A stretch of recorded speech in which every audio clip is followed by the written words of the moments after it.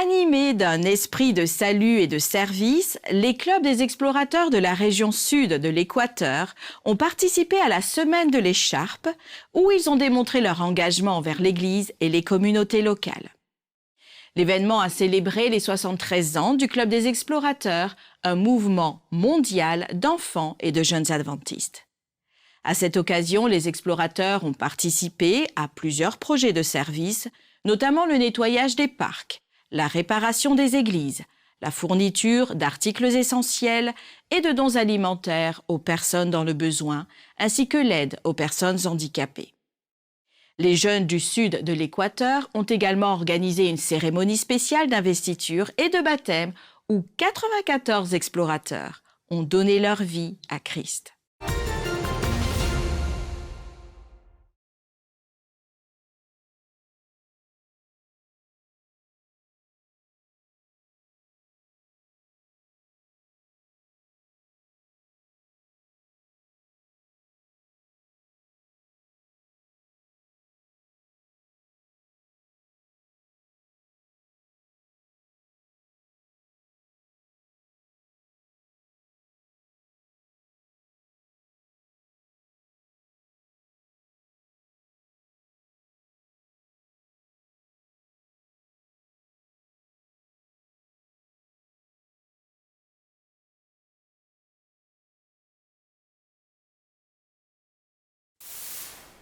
De jeunes missionnaires ont partagé la bonne nouvelle de Jésus à Ségovie, en Espagne, lors du camp d'évangélisation des jeunes.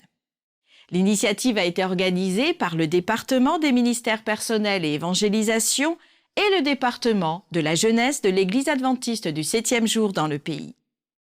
Pendant 10 jours, les jeunes étaient en charge de 3 tables missionnaires où plus de 800 livres ont été distribués. D'autres activités telles qu'un spectacle de marionnettes ont attiré l'attention des jeunes et des moins jeunes. Le samedi, le sofa du sabbat a été installé, une initiative visant à arrêter les passants et à les encourager à s'asseoir et à se reposer un moment. Une fois assis, ils étaient invités à réfléchir sur le temps perdu et l'importance de se reposer au moins un jour par semaine. La semaine de l'Évangile a été plantée en Ségovie. Maintenant, les adventistes de la région attendent de voir la croissance et les fruits qui en découleront en temps voulu. L'Église adventiste du 7e jour au Ghana, un pays d'Afrique de l'Ouest, a connu des débuts modestes dans un petit village de pêcheurs. Aujourd'hui, la dénomination a grandi et est très respectée dans tout le pays. Grâce au soutien des missionnaires de la Mission mondiale, de nombreuses personnes non atteintes dans les grandes villes du Ghana connaîtront la bonne nouvelle de l'Évangile de Christ. On pourrait penser que l'œuvre adventiste du 7e jour au Ghana a commencé dans une grande ville. Au contraire, un petit village de pêcheurs sur la côte sud a été le lieu d'un début improbable. Je vous souhaite la bienvenue à Apom, qui est considéré comme le berceau de l'adventisme au Ghana. Selon l'histoire, un certain Dolphin a ramassé un tract sur la côte en 1888. Dolphin était le nom d'un commerçant local qui vivait à Apam. À l'époque, aucun adventiste ne vivait dans la région. Un jour, alors qu'il était en train de pêcher, il vit flotter une brochure. Et cet homme, pour satisfaire sa curiosité, a pris cette petite brochure. Et en la lisant, il a découvert la vérité biblique sur le sabbat. En 1891, 33 croyants avaient accepté de respecter le sabbat à Apam. L'église a continué à grandir et s'est rapidement développée dans tout le Ghana. Aujourd'hui, une statue représentant la main de Dolphin tenant la célèbre brochure commémore l'origine de l'église adventiste au Ghana. Ce qui est important, le début de l'Évangile nous a permis de commencer par un tract sur la côte d'Apam. Et maintenant, nous avons des églises dans tout le Ghana. Au cours des 150 années qui ont suivi la découverte de Dolphin, l'église adventiste s'est développée et est devenue très respectée dans tout le pays. Aujourd'hui, le Ghana compte le plus grand nombre de membres adventistes de la division de l'Afrique occidentale et centrale. Certaines des meilleures écoles et centres médicaux sont des institutions adventistes. Même les plus hauts postes d'aumôniers dans l'armée et la police sont occupés par des pasteurs adventistes. Mais il y a encore des régions difficiles à atteindre.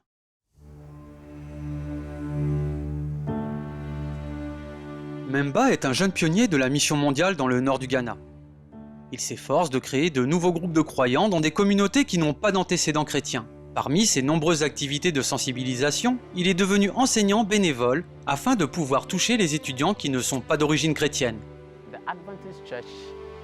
L'église adventiste se développe au Ghana, mais à un rythme lent dans la région du Nord. J'ai décidé d'enseigner l'éducation religieuse et morale. J'ai donc choisi de leur enseigner ce qu'est réellement le christianisme. À l'heure où je vous parle, chaque sabbat, environ 35 élèves fréquentent l'église. 10 d'entre eux m'ont assuré qu'ils allaient choisir un lycée dont l'éducation est celle qu'offrent les adventistes du 7e jour. Le travail des pionniers de la mission globale comme Memba est essentiel pour toucher les populations des communautés non encore atteintes au Ghana et dans toute l'Afrique de l'Ouest. Il y a beaucoup de personnes au Ghana qui n'ont pas entendu la bonne nouvelle. Et avec le soutien des pionniers de la mission globale et de leurs projets, les gens vont s'habituer à entendre le message. Ils entendront la bonne nouvelle et cela change des vies. Plusieurs témoignent de notre Dieu et cela se fait par l'intermédiaire des pionniers de Global Mission. Merci de prier pour le Ghana et la division de l'Afrique occidentale et centrale. Il s'agit d'un domaine difficile qui comprend des villes avec une grande présence adventiste, mais aussi des régions avec très peu d'influence chrétienne. Merci pour votre soutien dans cette région du monde. Merci d'avoir suivi ANN. Rejoignez-nous la semaine prochaine pour plus de nouvelles du siège de l'Église adventiste du 7e jour. Saviez-vous que l'Église adventiste du 7e jour a une chaîne YouTube où vous pouvez regarder ANN vidéo, ANN in Depth et plein d'autres vidéos étonnantes sur la prophétie, la santé et l'étude de la Bible? Cliquez sur le bouton s'abonner pour ne jamais manquer une nouvelle vidéo. Vous pouvez également nous laisser un commentaire ou un sujet de prière.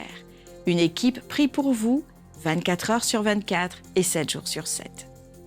Avant de nous quitter, voici une bonne nouvelle tirée de la lettre aux Éphésiens au chapitre 2 et au verset 4 à 6. Mais Dieu, qui est riche en miséricorde, à cause du grand amour dont il nous a aimés, nous qui étions morts par nos offenses, nous a rendus à la vie avec Christ. C'est par grâce que vous êtes sauvés. Il nous a ressuscités ensemble et nous a fait asseoir ensemble dans les lieux célestes en Christ. Ainsi s'achève notre programme de cette semaine. N'oubliez pas que vous pouvez toujours visiter adventiste.news/fr pour des nouvelles quotidiennes et des vidéos. À la semaine prochaine pour d'autres nouvelles de foi, d'amour et d'espérance. Que Dieu vous bénisse.